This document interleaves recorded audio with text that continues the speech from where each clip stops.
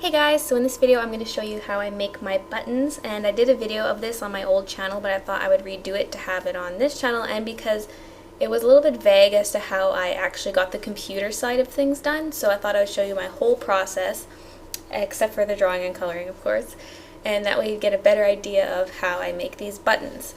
So I would draw mine by hand, and I would also ink them by hand, and then I would scan them and color them in Photoshop. And so how you get the drawing onto the computer is up to you. You can even do them entirely digitally. It's whatever you want. But the main thing you need is this button template right here. And I downloaded it from the website 6centpress.com, so I can leave a link to where you can download it. But you're going to notice there's text around it. There's extra things showing you like, oh, this is the outside line, this is the cutoff line. You can just hide all those layers or even just delete them, and then you're left with just the circle. Also, what I did was I cropped this to be just the size of the circle, because you're going to see later when I go to print them, you don't want a bunch of extra white space because that's just wasting paper when you print them off. So I have it cropped nicely, and then I have a layer for my outer circle and a layer for the inner circle. And what the outer circle is that's the actual size of the piece of paper that goes into making the button, but the actual size of the button is this inner circle here. So anything important in any text should fall into this circle, and you don't want things to be right up to the circle. So I'll bring in some text here. It says Snape, and you can see it's not right on this line because there's a chance it can still get cut off, so I just leave a little bit of extra space there. And pretty much what I do is I bring in my scan drawing. Hopefully this is not making, my microphone's sitting right where my keys are, so hopefully that's not too loud for you guys. Okay, so I paste that in there. And I'm just going to leave them at that size for now because I'm going to make sure this layer is underneath my circle layer so I can see the circles better. And I'm using Control-T to transform, and then I'm holding Shift to constrain the proportions, and I'm making it smaller. And then I'm going to center it all nicely, and you can use the arrow keys to just move it over one pixel at a time. And then once I'm happy with that, hit enter, and there he is placed. And then next thing you gotta do, which is a really important step, is hide the inner circle, because if you leave that there, you're gonna see it. So what I would do at this point is go File, Save As a JPEG, and there's my line art, and then I would color it in like that. And so then once it's colored, you have your button and you can print it off. And before I show you how I print them off, I'm just gonna cover some things that you should not do. So I agreed to make some buttons for some friends of mine who are film students, and they needed buttons for a thing they're filming, and it's about a campaign, girl running for student president or something. So this is the first one they sent me. Where is that inner circle? Here's the cutoff. This is a big no-no because you need the picture to bleed all the way to the edge of the outer circle. There's a chance that if I don't cut this perfectly along that circle, there's going to be a bit of white showing, and there might even still be a bit of white showing between her hair and the edge. So that was kind of not the best thing for them to do. On this next one, they sent it to me like this. And I told them, make sure everything stays in the inner circle, but they didn't do that, so I had to size it down so that it fit nicely. Then on this one, they did go all the way to the outside, but they made it a different color, and again, if this isn't cut perfectly, it's going to look uneven, so I would advise against doing borders. Plus this word vote was right up against the cutoff line, so I had to move it in a little bit. So just try to keep everything nicely in the center, but make sure the whole image bleeds to the outer circle. So once you save this off as a JPEG, you go into Microsoft Word, and I like to stay zoomed out so I can see better. First thing you want to do is go to your page layout and set your margins to narrow. In older versions, you might have to manually put in the values. This is at 1/2 inch. And that way you can fit 4 button designs across. Otherwise, you'd only fit 3. Then you go Insert, Picture,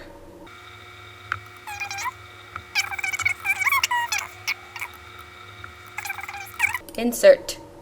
Okay, so then once it's inserted, you just copy and paste it how many times you want.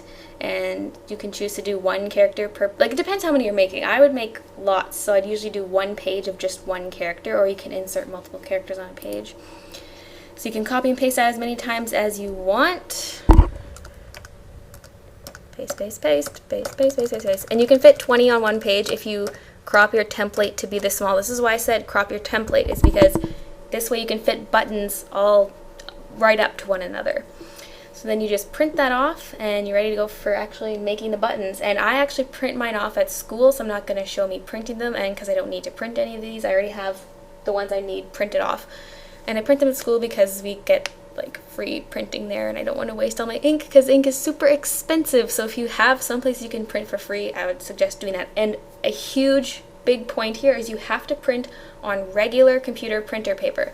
If you try being fancy and going on photo paper, you're wasting your money, and that kind of paper is too thick to actually make buttons with. The instructions that came with my button maker suggested you actually use just regular old computer printer paper. So once you've printed it off, we'll go on to the next step. So here are the supplies you're going to need. You are going to need the button press. I always just call it a button maker. And it is the machine that actually makes the buttons. And I got mine at 6centpress.com. That is not a sponsor. That's just where I got them. So they get free advertising from me, I guess. And I actually got a set that came with the button maker and this. This is a hole punch. It punches out the circles to the perfect size you need, because it's really annoying to have to cut them. I'm so glad I got this. I don't know what I would have done, because I've made thousands of buttons. And trying to cut those all out by hand would take forever for one thing. Plus, if you have just one little edge that's too big, it's not going to fit into the machine. So this, I highly, highly recommend getting one of these. And it also came with 500 button parts. I ended up buying another 500 on top of that. Plus, then the next year I ordered another 2,000, and the year after that I ordered another 2,000. And if you live in Vancouver, you can just go pick it up. You don't have to pay shipping. First couple times I ordered, I actually had to pay for shipping, and that was not fun because this weighs a ton. But yeah, anyways, getting a little off topic. These are the button parts, and I kind of sorted them into this box, and I made a little divider. You have these little things, I call them frisbees because they're sort of frisbee shaped. And then you have these. These are the pin backs for them. And we also have this. These are little sheets of plastic. It's called Mylar, and I'll try to peel one off for you here. This is what they're like, little clear pieces of plastic, and now my prints are all over it, but you get the idea.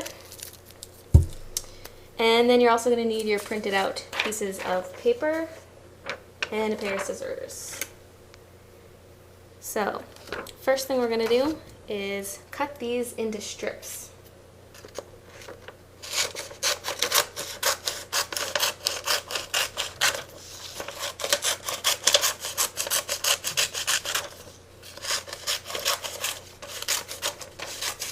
You can see I just do it quickly. I don't worry about being really neat or anything. And now I'm just going to zoom in here. So this is the hole punch, and underneath it has a little metal thing, and that's used to push the picture out when you're done. So that was really clever. And then you just pull this handle down to cut them. There's a little blade inside that pushes up when you push this down. So we cut these into strips so that they'll fit through here. Oops, moving microphone. So I line it up so that it matches with the outer circle, and I cut. And that is what it looks like. Woo. And then I just go through and do all of them. And I'm just going to do this one strip. It doesn't take forever. And you can see that this hole punch makes things very fast, very easy. Alright, so now it's time to go to the button machine. And we have two sides here, and this thing swivels, and then there's the handle that pulls down. So what you want to do is on this side, you put in a little frisbee. And then you put on your image. Then you take your little piece of Mylar. I'm just kind of wiping the prints off this one since I got prints all over it. Now you won't really notice once it's pressed anyways. Put that on there. Then I take one of these pin backs, and if you want it to make, because you don't want the pin to be upside down, and you don't want it to be all crooked, because that's really annoying when you get buttons from people who are just careless and didn't take the time to make sure the pin was straight horizontally. What you want to do is put it so that the pin side is face down, and so that the coil, there's the pin side and the coil has to be to the right. And I usually end up doing this as I turn it, so it makes sure the coil is pointing downwards. And so you swing it so that the picture is up here underneath, and it stops. You can't twist it any further than that. And that just helps you do it really fast. You don't have to worry about perfectly aligning it because it does it for you. And you just pull this handle down, and once you spin this around, this stuff is gone. It's like magic. First time I did this, I was like amazed. And then you turn it to the other side, press it down, turn it over, and there is your button. And you can see the blue border they put on is kind of wrapped around the back. And it looks like it's pretty well placed because I cut it pretty straight, but try not to do borders. So yeah, there is the little button. And I'm just quickly going to do a few more, just to kind of show you the speed I can, like average speed of making these. It doesn't take forever. Put one of those on, put one of those on. Oh, and I actually usually peel this back in advance, so I probably should have done that. So I can grab these easier. Okay. And if you forget that little frisbee, it's like the saddest thing ever, because you push it down and there's next to no resistance, and you know right away, you're like, aw, crap, I just messed up my little button. And if you print it off the exact amount you need, then you're going to have to print off more because you screwed one up. But here's this one. Yes. Frisbee, picture, plastic. Make sure the picture is straight as it can be. Put on this thing, coil down, button.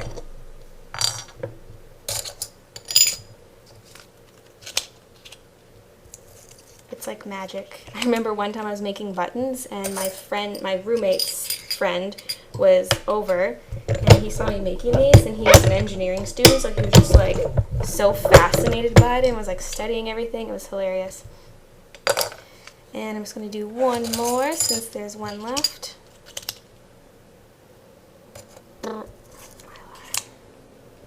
And back piece.